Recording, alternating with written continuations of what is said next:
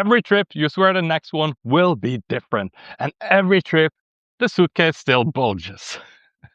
And you unpack your clothes, you find a lot of clothes that you never ended up wearing, and you keep asking yourself, why do I always do this? I worked hundreds of travelers through this exact problem across most types of trips imaginable. And let me tell you, it's not about your discipline, and it's definitely not about your character. You're not like some people that just needs to pack too much, I suppose. It's about your setup, and I can show you exactly where it breaks here in this process. So here's what's happening. Every single of these should I bring this type of questions that you ask yourself is actually a tiny risk decision, and a mental math is rigged against you here.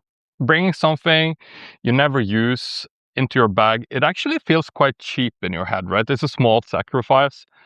However, on the other end, feeling like you're going to end up needing something you left behind, that's going to feel very expensive in your head. So faced with that lopsided call, your brain says, bring it. Now run this same rigged call 30 times in a row, alone, maybe 11 at night, with no rule that ever tells you, okay, stop, stop, stop.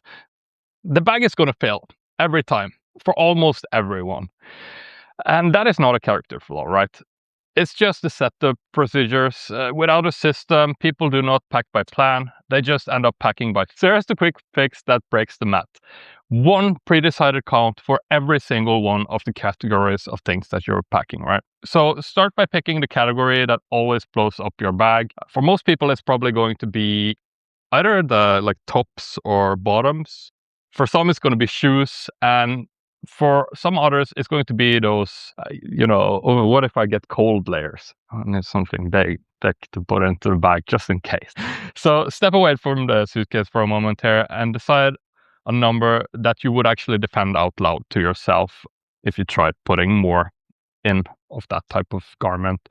For example, for a weekly trip, maybe 5 top, 2 pairs of shoes, you wear one jacket, you write it down, right?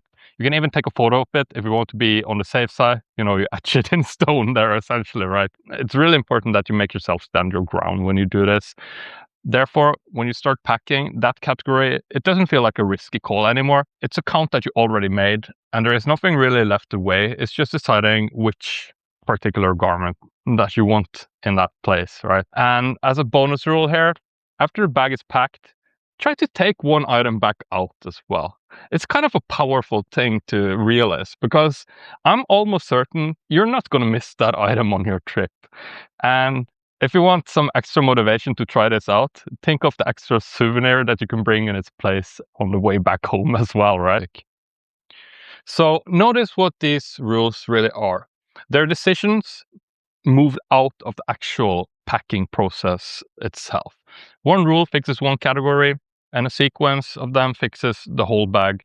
So cutting is done before the suitcase even opens up, right? And just really quick here, let me tell you about my personal space-saving travel packing method. It's 10 step. Each one builds on the previous one. So nothing is decided alone or under pressure ever again. It takes 2 hours from start to finish. That is finished packing your bag in full perfectly. You can get a special discount via the link in the video description if you're interested right now. So yeah, overpacking was never really your fault to begin with, right? It was always just the missing system. Now you can stop deciding alone. Just let the rules do the deciding and follow. More of these videos are coming, and yeah, I'm going to see you in the next one, I hope. Peace.